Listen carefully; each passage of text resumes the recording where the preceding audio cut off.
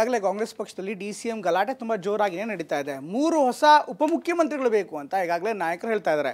ಇವತ್ತು ಕೂಡ ಸಚಿವ ಕೆ.ಎನ್. ರಾಜಣ್ಣ ಡಿ.ಸಿ.ಎಂ ವಿಚಾರವಾಗಿ ಮಾತನಾಡಿದ್ರು. ಇದಕ್ಕೆ ಡಿ.ಕೆ. ಶಿವಕುಮಾರ್ ಅವರು ಮೆಲ್ಲಗೆ ಕೌಂಟರ್ನ ಕೊಟ್ಟಿದ್ದಾರೆ.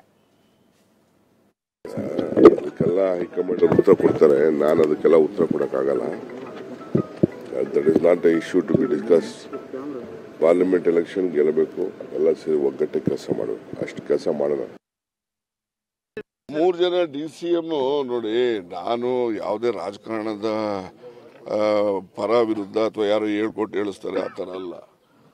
ಡಿ.ಸಿ.ಎಂ 3 ಜನ ಮಾಡಿದ್ರೆ ಮುಂದೆ ಬರೋ ಲೋಕಸಭಾ ಚುನಾವಣೆಗೆ ಸಹಾಯ ಆಗ್ತದೆ ಅಂತಕ್ಕಂಥ ದೃಷ್ಟಿಯಿಂದ ನಾನು ಹೇಳಿರ್ತಕ್ಕಂಥದ್ದು.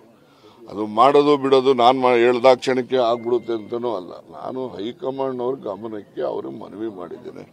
ತೀರ್ಮಾನ ಅಂತಿಮವಾಗಿ ಅವರೇ ತಾನೇ ಮಾಡೋರು.